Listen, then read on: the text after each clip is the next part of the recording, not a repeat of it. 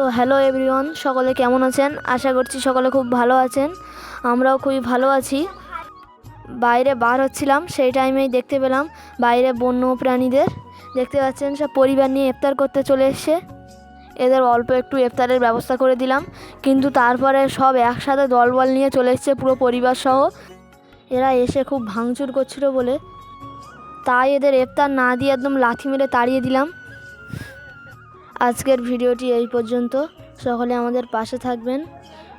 এই ভিডিওটি আমাদের দুটো চ্যানেলেই আপলোড দেওয়া হবে। সবাই আমাদের like, comment, share and subscribe করে আমাদের পাশে থাকবেন।